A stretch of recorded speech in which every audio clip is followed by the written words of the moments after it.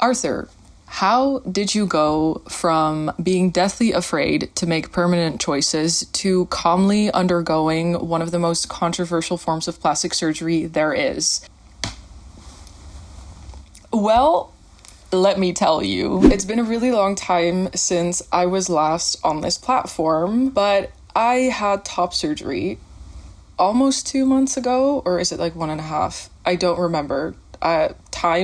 Who is she? This is really monumental for me because not only was I raised Christian, I was also raised to be completely terrified of making permanent, irreversible, big choices. My family raised me to not make irreversible decisions if I was not 100% sure that it was not only right, but also in line with God's plan.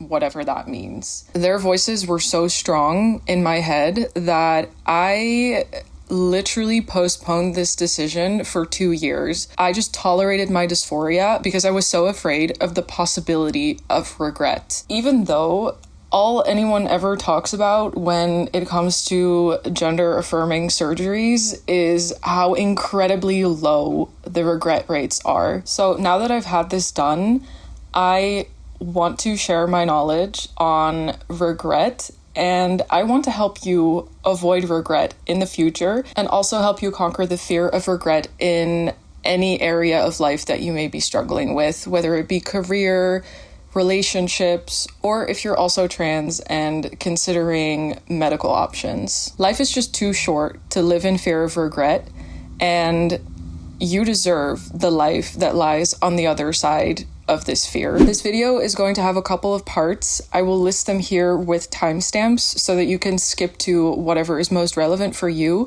In part 3, I will be going over actionable ways that you can avoid regret if you're making a big decision right now. So if you want to skip ahead to that part, feel free to do so. All right, welcome to part 1. In this part, I'm going to go over the 2 kinds of regret and kind of explain why we experience these 2 kinds of regret. The first one is the most obvious one, and this is the regret that you experience when you've done something that you're now realizing has negative consequences or was not the right choice for you. The reason why we regret mistakes that we've made is pretty obvious. We made a wrong choice and now we are dealing with the consequences of that choice. And the situation that we're in because we did this is not one that we want to be in. In this case, regret has a very clear function, which is to help you repair that mistake insofar as you can. The second, less obvious type of regret is the regret that comes from the things that we did not do. These are usually things that we avoided out of fear or things we didn't do because of people telling us that it was a bad choice. And now we're looking back and we're thinking, oh, I wish I had done that. I wish I just gone to that party because everybody was having so much fun. I wish I had just told that person how I felt about them. I wish I'd applied for that job because the position looked great, but I was too scared that I wasn't going to get it, so I didn't apply. Those are some examples of reasons why you don't do something, and usually it means that you missed out, or it means that you didn't act in line with your priorities, or you didn't set a boundary, and that can also cause regret. But when we need to make big life choices, it can be kind of hard to determine what is going to cause us regret, doing it or not doing it. So this brings me back to my story. I delayed my surgery for so long because my parents instilled this fear in me that I would regret getting it. And their opinion, on top of the societal messages that getting this surgery would make me less desirable or that trans bodies are ugly, all of that compounded to me being really afraid that I was going to regret this. I was scared that I was going to feel bad about myself after having this surgery because of the way that my body looked. So I was facing a situation where I could either cause myself regret by doing it and then later figuring out that it was not the right choice for me, or causing regret by not doing it or keeping on delaying it and potentially living with pretty bad dysphoria for the rest of my life. This dilemma kept me stuck in a thought loop for years, and as my opportunity to get this surgery was getting closer, and as it was getting more real, I started to get so anxious, and the thoughts about this and the doubts that I had literally kept me up at night, to the point where I found myself Googling if I had medical OCD, which, spoiler alert, I didn't. If this is you and you are also trying to make a big decision and you cannot for the life of you make a choice, I will be breaking down in the next parts what you can do about this. Welcome to part 2, where we are first going to speak about what to do when you have existing regret. So you might be in a situation where you've done something and you're like, oh, I wish I hadn't done that. I feel really bad about this. I feel like shit. And I'm beating myself up constantly over this. And there is the first thing that I'm going to need you to stop doing. You are going to have to stop beating yourself up. This isn't going to help you. It is only going to keep you stuck in a loop of feeling like shit and potentially hating yourself. And these things are actually going to keep you away from the purpose of the regret that you're feeling, which is to fix the mistake that you made, or to at least do the damage control that you can do in the situation. So I am really going to need you to stop beating yourself up and have some compassion for yourself. Because something that you need to realize is that the past version of you actually did the best that they could, not only with the information that they had, but also with how you were feeling at the time. And that second part is something that we can often forget about. We're often like, oh, I didn't think this through, but we don't really look back at how we were feeling in the moment when we made that choice or when we said that thing without first thinking about it. You can't really blame yourself for the way that you were feeling that led to this thing that you now regret, especially if emotional regulation is something that you're still working on. And also, especially if you're neurodivergent like me, where emotional regulation and emotional understanding and introspection can be an extra challenge. I know for me that is going to be a lifelong journey. So in that, I have to be forgiving to myself, and so should you. With that being said, the best way to deal with this existing regret is to forgive yourself. You should have compassion for the version of you that did that, and you should accept that past version of yourself. In part 3, there's actually a technique that I'm going to go into that is going to help you further with that. Something else I need you to know before we go into how to deal with the second type of regret is that 100% certainty is fake.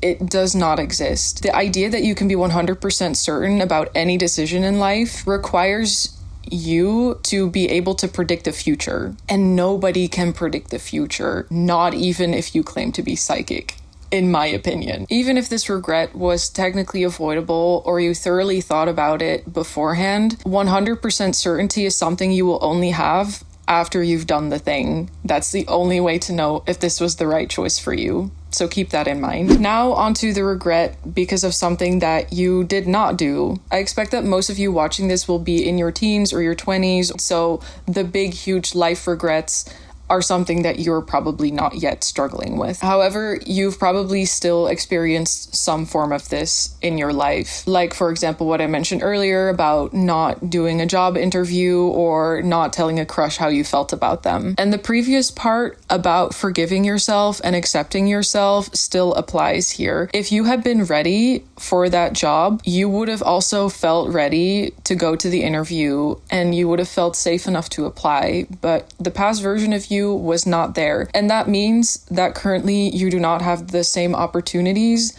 but it also does not warrant you beating yourself up. That's, again, not going to be beneficial to you. So yeah, I'm going to repeat myself again. Accept the past version of yourself, forgive yourself, and move on. And when you move on, the thing that you're going to have to understand is that the life that you want to live exists outside of your comfort zone. So in order to avoid having more of this kind of regret of, oh shit, I didn't do this, you're gonna have to step out of your comfort zone regularly. And this is something that I would like to speak about in future videos as well, because I have really found this to be true in my life. Like, having this surgery was, for me, a huge way of stepping out of my comfort zone. I was so scared to go under anesthesia.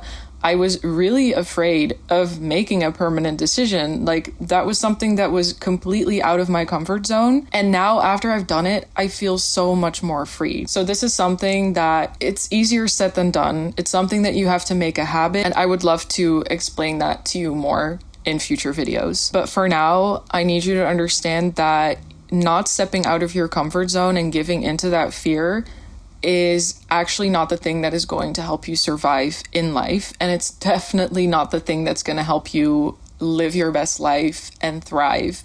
It's going to keep you stuck, and it's going to lead to a lot of regret. So don't do this. All right.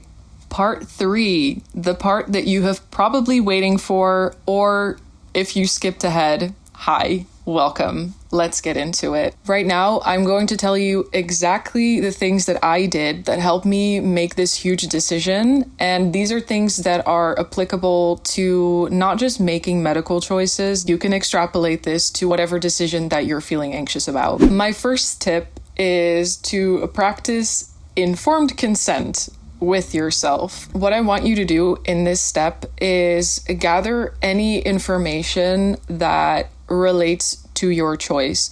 For me, this meant looking up the procedures and looking up the actual regret rates and success rates on PubMed, and also looking up the reasons why people regretted the surgery.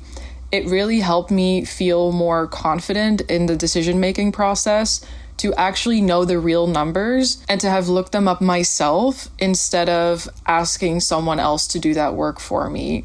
This is something that gave me a sense of control and a sense of safety, and it really helped me in the rest of the process. We want to set you up with the knowledge so that when in the future you look back at how you made this decision, you can feel confident in the fact that you did it with as much information as you could have possibly had. So go ahead, spend as much time as you need researching and make an overview. I had kind of a poster with all of the different studies and the different numbers. And let me know in the comments if you would want my overview, if like you're also trying to decide whether you're going to have top surgery, because I would love to link those resources in the description. Okay, step 2 is called shared decision making. This is something that I was actually taught in a class in med school. During this class, we were taught how to assist a patient in their decision-making process by helping them weigh their options and see what is important to them. This is really an active process, and I highly recommend doing it with someone that you trust. Personally, I did this with a therapist, which was very helpful because it meant that I could bounce my ideas off of someone. If you don't have a therapist, you can talk to a friend. If you don't have a friend, I don't know, talk to your cat. So I am going to give you a format to use to do this for yourself. What I did, I made essentially 2 columns. On top of one, I wrote important, and on top of the other one, I wrote not important. And under each column, I wrote down factors that were contributing to this decision. For example, under important, I wrote down sensory issues, my physical health due to binding, my parents' opinion, and getting rid of my dysphoria. And then I wrote some other things down that were less important to me. And when you do this, you need to be really honest with yourself. My parents' opinion was emotionally important to me, even though I didn't want it to be. So I still wrote it down in the column of important. The next thing that I did was every single thing that was important to me, but I wanted to be less important to me, I wrote an arrow next to that thing in the direction that I wanted it to go in. The process of moving these things across the board, for me, it took 2 months to do this, because essentially what you're gonna have to do is go over each thing that you want to move and talk to your friends, journal, or talk to yourself about why is this thing so important to me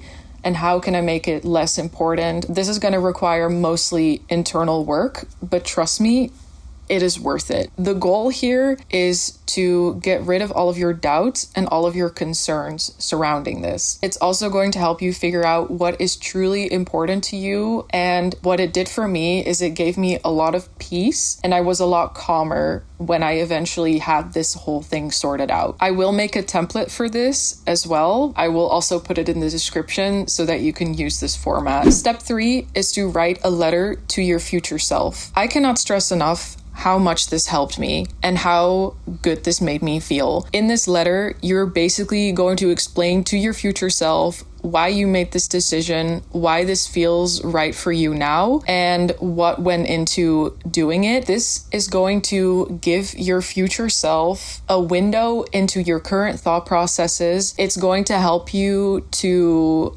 not get mad at yourself and not let regret ruin your life. By writing this letter, what you're essentially doing is creating a safeguard for when you do experience regret in the future, for that small possibility after all of the work that we've just done to make sure that you're making the right choice. For that small chance, we're putting this safeguard in place so that the regret that you experience in the future does not affect your self-esteem. It's basically just to help you deal with it emotionally in the future. Now, I also said that I was going to give a practical tip for dealing with existing regret. That's this step. To deal with past regret, what you can do is write a letter to your past self. In this letter, you can rant, you can be mad, and after you've let that out, express to your past self that you understand them, that you understand what they were going through emotionally, that you see that they tried. Basically express the compassion and the acceptance and the forgiveness to your past self in that letter. This is so helpful.